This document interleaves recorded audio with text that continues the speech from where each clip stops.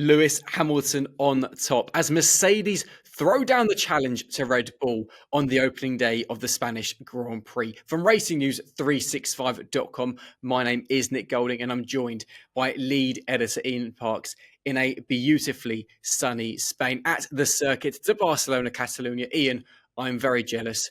It is raining for me here in Eindhoven. The sun is shining for you in Barcelona.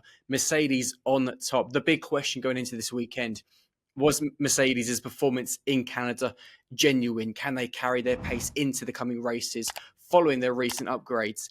Based on today, that answer appears to be yes.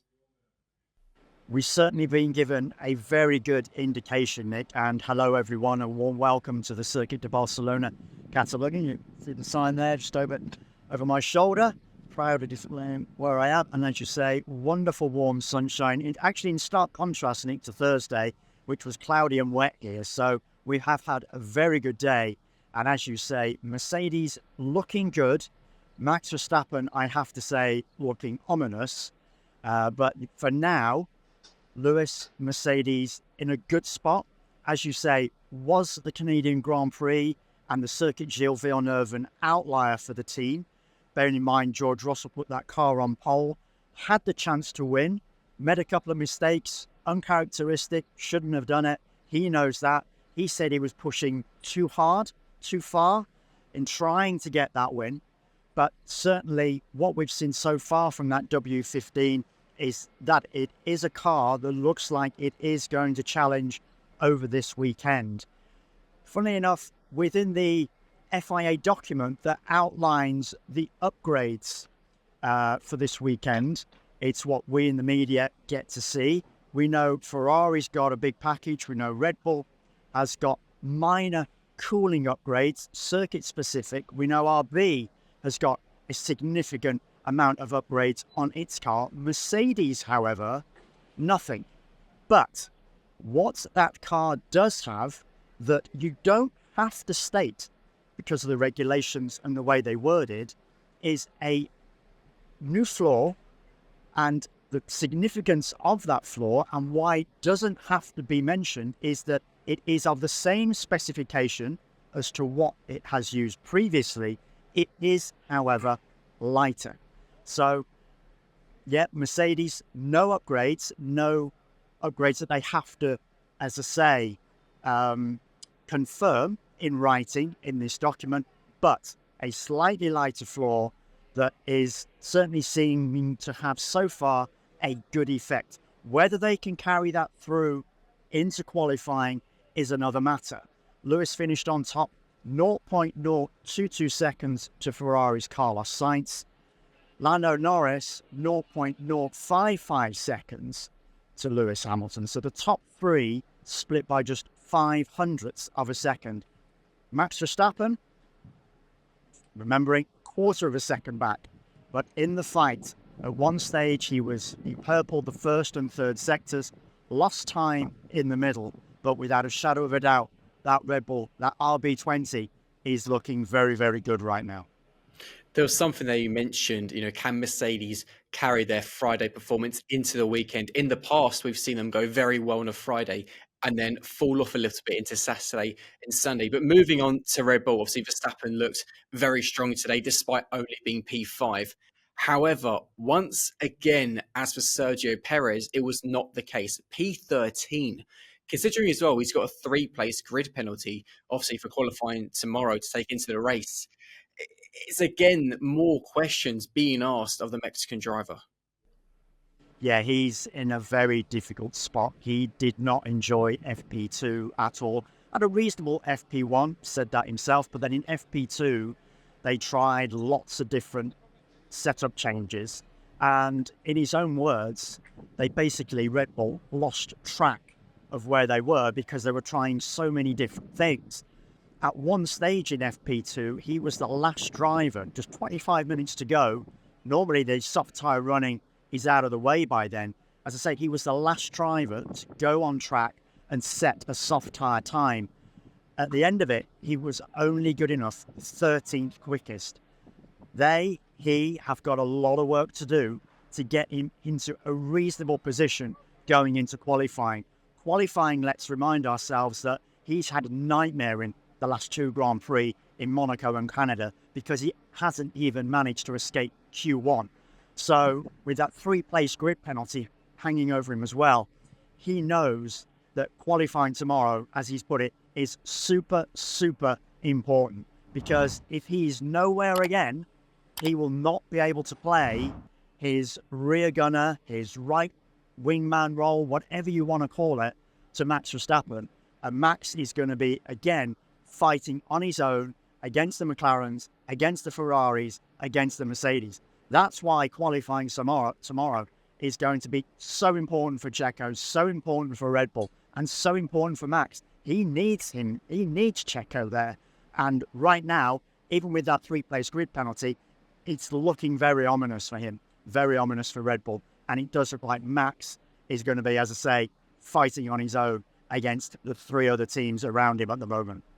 And the fact there that obviously, Max and Red Bull need Perez there as the wingman or the rear gunner, however you want to put it, shows as well the incredible job that Ferrari and McLaren have done in particular. And obviously, speaking of McLaren and Ferrari, this whole season, there's been so little to separate them. Just looking at the top 10 today, Ferrari in 2nd and 6th, McLaren in 3rd and 7th. Yet again, it's looking like a weekend where there is next to nothing between the 2 teams. And Mercedes 1st and 8th. I think we've definitely got to throw them into the mix right now, and looking at their performance so far. George Russell started off solidly in FP2, fell down the pecking order a little bit as those soft tyre times were set. But as you say, Ferrari and McLaren just going at it hammer and tongs at the moment. Just getting on to Ferrari in particular, we know their performance in Canada was an absolute shocker. They've admitted it. The reason being, according to engineer Jock Clear, in having presented their new car today with the upgrades, he believes they've found a little bit of a pattern. Going back to China, where the conditions there were cool and damp.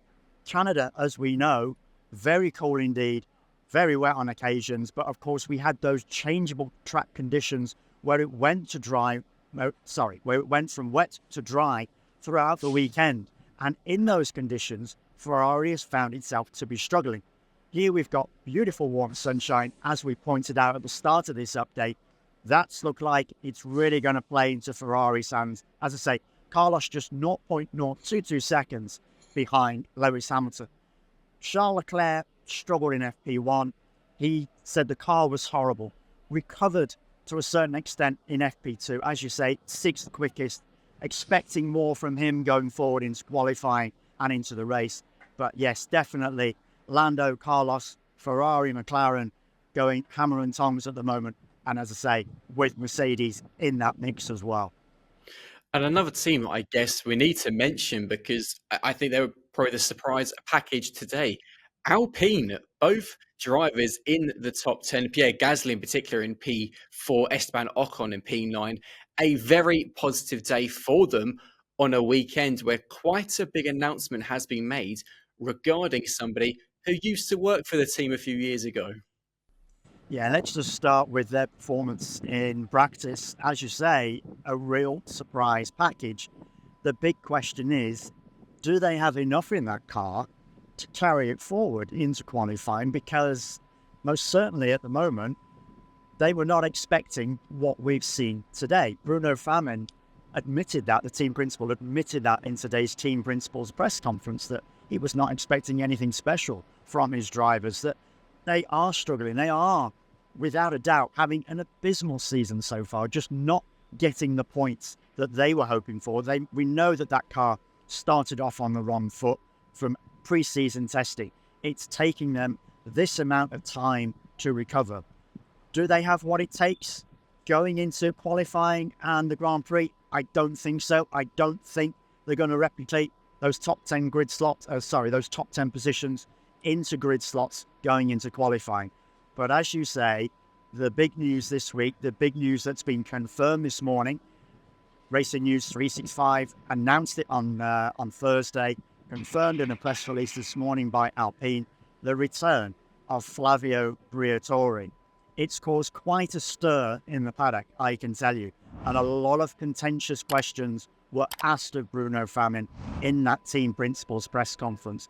on the basis of how can you bring a guy back that was at the heart of one of the biggest scandals in Formula One history. And I am, of course, talking about the 2008 Singapore Grand Prix, the Crashgate scandal, where Flavio Briatore was the instigator of the situation where he ordered Nelson Piquet Jr., Fernando Alonso's teammate at the time, to crash in that Grand Prix, which, by a remarkable chain of events, of course, led to Alonso winning that race.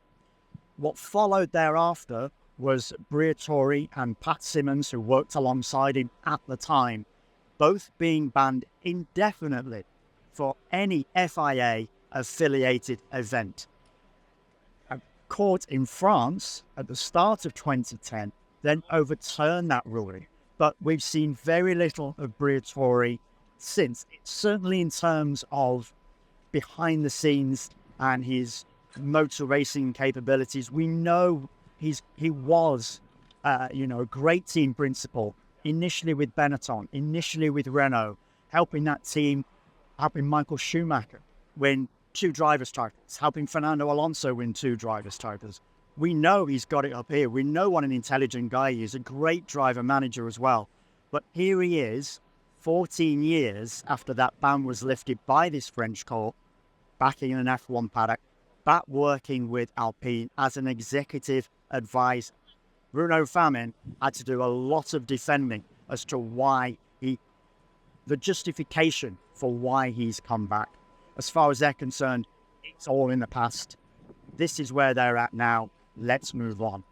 As I say, a lot of questions, and I'm sure a lot of our fans as well, a lot of our readers, a lot of our viewers are going to have their opinion on this as to whether should Briatore back. Do we let bygones be bygones, clean slate wiped, or does he have a lot still to answer for Crashgate? Bearing in mind, he's never, ever apologised for his role in that. It is obviously, like you just mentioned, a perfect talking point for our viewers to let us know their thoughts in the comment section below. You've alluded to it by asking what our viewers think. What do you think? Because in my opinion, it's a very touchy subject, quite obviously, given that, Felipe Massa is still fighting to have, the 2008 title overturned in his favour, given he was the big loser of Crashgate effectively. Do you think this is something that's, Alpine are thinking, okay, we recognise there may be some media backlash, but actually in a performance viewing, this should work in our favour? Briatore is 74. But as I mentioned, let's put it this way, he's been around the block. He worked in a different era of Formula One. As I say, those Schumacher titles were in the mid-90s. The Alonso titles were in the mid-noughties. So we're 20 years on from when he was overseeing a great Enstone organisation. Right now, that Enstone organisation is in a bit of turmoil.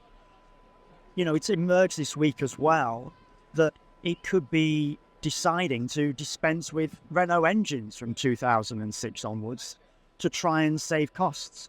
We're led to believe that Renault is behind the curve with regard to its development of the power unit.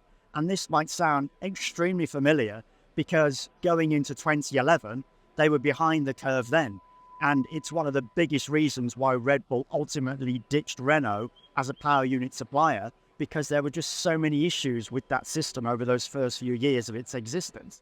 So here we are again, fast forward, a decade on, Renault appears to be having similar issues, and we're led to believe that Alpine is courting the likes of Mercedes and Ferrari to see whether it's possible that it could supply a power unit for the team from 2026 onwards. With regard to Briatore, how much his input will have an effect, who knows? As I say, he's 74 years old. Yes, he's flirted around the edges of F1 since, as I say, that French court lifted that indefinite ban in F1. How much is he still on top of things? Only he will know. You can only assume that Red Bull believe in him. Sorry, Red Bull, I do apologise. That Alpine believe in him somehow, to bring him back into the fold and to use his knowledge that they feel can propel them back into the fight with Red Bull, with Ferrari, with McLaren, with Mercedes, even with Aston Martin, because Aston Martin, we know, is undergoing a difficult season this year, but Alpine is trailing a long way behind at present, behind Aston Martin. I think that's a topic we'll probably discuss in Monday's podcast because there is so much more detail to go into it. But it's that time of the F1 update where I need to push you for a qualifying bold prediction. What are you going to go for this weekend? Well, aside from the Max pole position, because I really do think that that car is looking good. There was a radio message from Max, and I meant to mention this earlier, where he said that the car felt loose, it felt weird. But we know what Max is like on Friday now. He comes out with these radio grumbles. The guy's a perfectionist. He wants the absolute best from that RB20. The bottom line of Max's Max's post-practice comments was that this was a normal Friday. And if Max is turning around and saying this is a normal Friday for him, for Red Bull, oh boy, what does that mean for qualifying? So I'm fully expecting Max to go on pole position. How close the opposition is going to get, though, I think very close. I think we've got a real dogfight going on between Mercedes, Ferrari and McLaren. And who's going to be alongside Max on that front row? I'm going to go Lewis. I think there is something in that W15, and I'm going to give him the benefit of the doubt on this occasion ahead of his teammate George Russell and ahead of the Ferraris and the McLarens. And can you imagine a Max Lewis front row going into the Grand Prix on Sunday? That would be something quite special. Okay, well, if you're going for that, and I agree, very special. I think Max is going to be on pole, and I think that was something that was very fascinating in FP1, is that the RB20 was the quickest car through all the corners, but not on the straights, which perhaps suggests that their engines weren't quite on full beams. I agree, Max pole position, but I'm looking at the top 10 now.